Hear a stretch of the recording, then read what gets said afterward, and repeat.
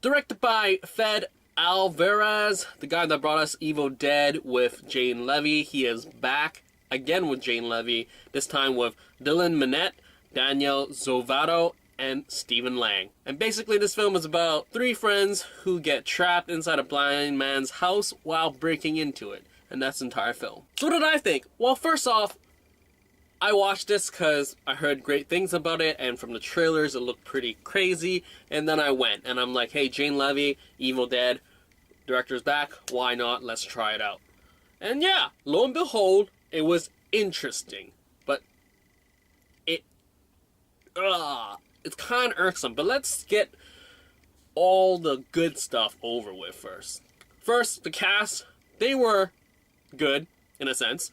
Stephan Lang totally hits it out of the ballpark with this whole blind man, ex-trooper, ex-Delta military type of guy, and it's pretty intense when he's looming about and everything.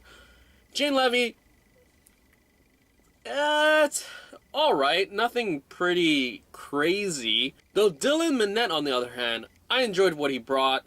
He was realistic in a sense, whereas the other two cast members just felt very exaggerated in the foil that they were trying to pull off.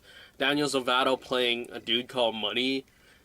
That's a weird name to begin with. He was over the top, but I guess that's sort of why he was around. It was to just foil sort of Jane Levy and Dylan's character, and Jane Levy sort of in the middle. She wants to be cool and get the money, but at the same time being realistic and all that. But everything just goes back to Stephan Lang. He was just great. I really enjoyed his performance. And really, he is the reason why you would even watch this film. And yes, now talk to the film itself. The whole premise and everything is great. I really enjoyed it. The whole breaking and entering a blind man's house, and then he becomes crazy and starts like getting in your face and owning you when you are, you know, all seeing, young and all that. You still get owned by this blind guy.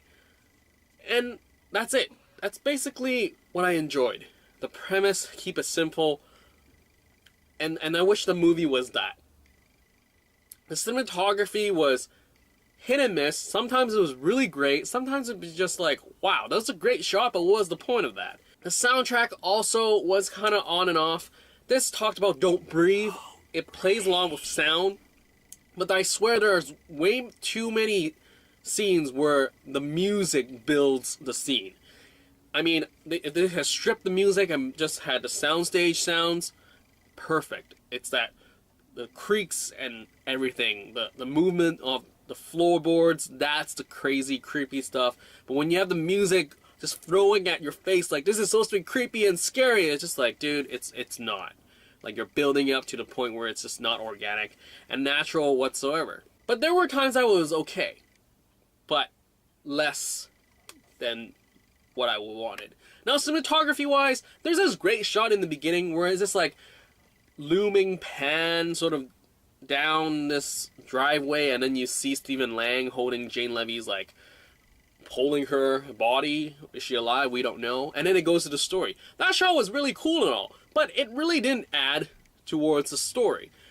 In this movie, there are tons of times where the movie could have ended, but it doesn't. So it just keeps going and going, especially when that scene hasn't played out yet. You know anything that looks like an ending isn't the ending because that scene hasn't played out. And I sort of wish they didn't even have that scene, so at least it would keep you guessing as to when this movie is going to end. Is it going to end here or there or whatever? You would be much more open to the fact that it just keeps having these fake endings comparative to, hey, that's the real ending. Or is it? I mean, it is irksome when it makes you feel like that's the last shot, but it isn't. It doesn't bring the whole full circle thing around, which really makes me wonder, why they even bother with that shot?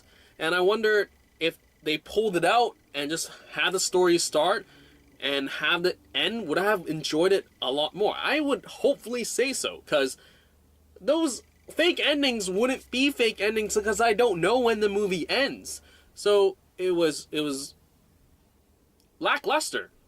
And all these fake endings really just push my boundaries of belief and all that. I mean, I was really accepting of this subplot that totally makes no sense to add on already, and then it drags the movie out, and it has a happy ending, and I'm just like, really? What is going on? The subplot doesn't add anything to me in terms of it. I don't know what it's trying to do. Is it supposed to humanize Stephan Lang's character, as in, this is what happened to him, so he does this? Or it makes him a complete monster? And I'm like, I don't really care, because he's just killing these guys that are home invading. I feel like if this subplot was gone, a lot of the movie would have cut shorter. But I felt like this could have been a very quick, fast-paced, bam, and it's done. But rather, it just dragged and dragged and dragged, and it just added things for the sake of just like, oh, it's so nasty and gross. But it's like, so what's the point? Though going back, one good cinematography thing is the whole black and white. Actually, not black and white. It's just night vision. That scene was just great, where they're like really reaching out and their eyes are all like messed up because of the night vision and what have you. That was a great scene. I dug it. But just overall, this movie could have been so much stronger. There was a lot of potential. It could have just played with sounds and it would have been great. Keep the plot simple and it would have been great. If they wanted more people to kill, they probably should have thrown in like a team of 5, but then again you'd be like, whoa, 5 guys robbing a blind guy? What the hell's up with that? But seriously, more people would die, whatever.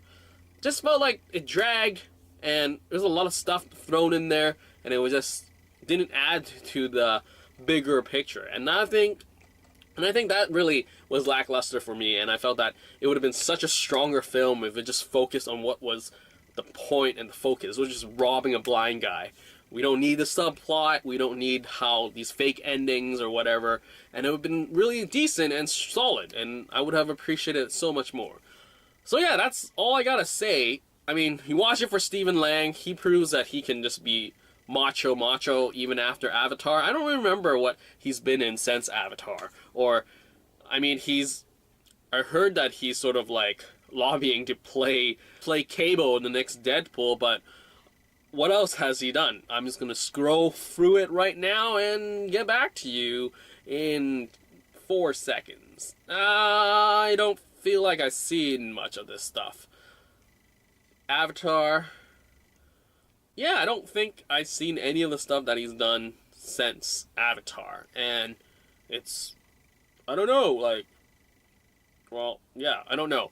But anyway, watch it for Stephan Lang. The whole concept is there. That small, shorter film would have been so much stronger.